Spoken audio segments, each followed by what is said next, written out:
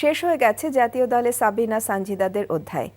আফিদার নেতৃত্বে বর্তমান দলটাই Asian cup বাছাইয়ে ভালো করে মূল মঞ্চে খেলার সুযোগ পাবে বলে আশাবাদী প্রধান কোচ পিটার বাটলার। ত্রিদেশীয় টুর্নামেন্টে ভালো করার আত্মবিশ্বাসটা মিয়ানমারে টেনে নিতে চায় বাংলাদেশ। নিলয় মজুমদারের রিপোর্ট। সাফের গণ্ডি পেরিয়ে এবার বাংলাদেশের লক্ষ্য মহাদেশীয় শীর্ষ টুর্নামেন্টে জায়গা করে নেওয়া। সে লক্ষ্যে সাফ চ্যাম্পিয়নদের প্রথম পরীক্ষা মিয়ানমারে এশিয়ান কাপ বাছাই। প্রতিপক্ষ স্বাগতিক মিয়ানমারের সঙ্গে বাহরাইন ও তুর্কমেনিস্তান। ত্রিদেশীয় টুর্নামেন্টে র্যাঙ্কিং অনেক এগিয়ে থাকা জর্ডান ও ইন্দোনেশিয়ার বিপক্ষে ভালো খেললেও আত্মতুষ্টিতে ভুগতে চান না আফিয়াদারা। পুরনো খেলোয়াড়দের অভাব বোধ করবেন কিনা এই প্রশ্নে অধিনায়ক কোনো মন্তব্য না করলেও হেড কোচ বললেন বর্তমান দলটাই বাংলাদেশের সেরা। আমরা আর পেছনে তাকাতে চাই না।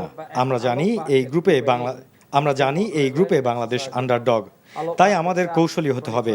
সাফ ও ত্রিদেশীয় টুর্নামেন্টে ভালো করে সন্তুষ্ট থাকলে চলবে না, আমাদের আরো ভালো করতে হবে। এই দলের সবচেয়ে ভালো দিক তারা পরিশ্রমী, প্রতিদিন উন্নতি করতে চায়।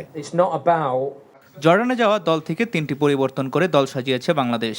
বাদ পড়েছেন 2 গোলকিপার মেঘলারানী ফেরদৌসী আক্তার ও মিডফিল্ডার শান্তি মার্ডি।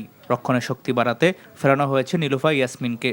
মিয়ানমারে গিয়ে যেন আমরা কোয়ালিফাই করতে পারি, বাহরাইন, তুর্কমেনিস্তান, মিয়ানমার ওদের সাথে খেলবো, ফাইট করব ইনশাল্লাহ। ফাইট করে আমরা যেন অস্ট্রেলিয়া যেতে পারি, আপনারাও দোয়া করবেন। আগামী 29শে জুন বাহরাইনের বিপক্ষে প্রথম ম্যাচ খেলবে Bangladesh. Niloy Majumdar, NTV news, Dhaka. Bundle থাকলে প্রতি সেনমানিতে টাকা বাঁচবে। বিকাশ সেনমানি বান্ডেল কিনে জিতুন প্রতি লেনদেনে।